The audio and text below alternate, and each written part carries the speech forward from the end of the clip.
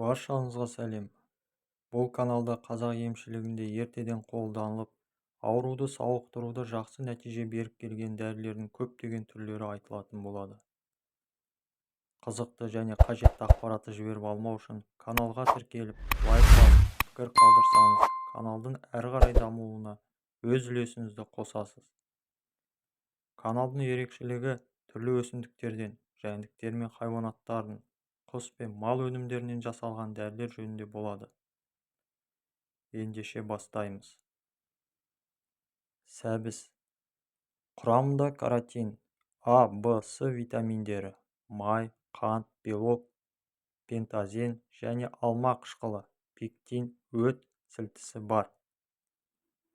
Сәбіздің қасиеті: асқазанды қуаттандырады, ішті жұмсартады, қақырықты түсіріп жөтелді тияды, бауыр ауруына ем болады. Қазақ емшілігіндегі сәбіздің басты ем болатын аурулары және пайдаланудың 5 ерекшелігіне тоқталайық. Бірінші, өкпенің жел ісігіне, созылмалы жөтелге. Сәбізді аршып тазалап, бал қосып суға езілгенше қайнатады. Осылайша даярланған сәбіз тоспасынан күніне 1 қасықтан 2 рет жейді. Екінші, белсіздік ауруы.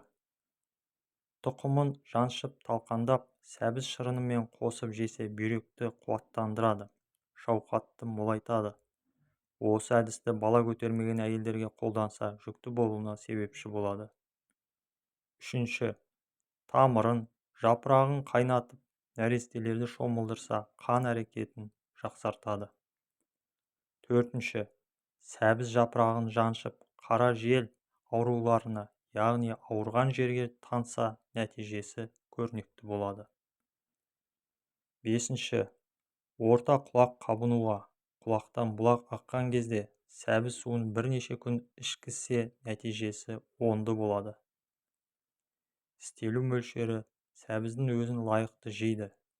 Тосабы 30-80 грамм, тұқымы 6 грамм. Тыңдағандарыңызға рахмет. Ауырмаңыздар.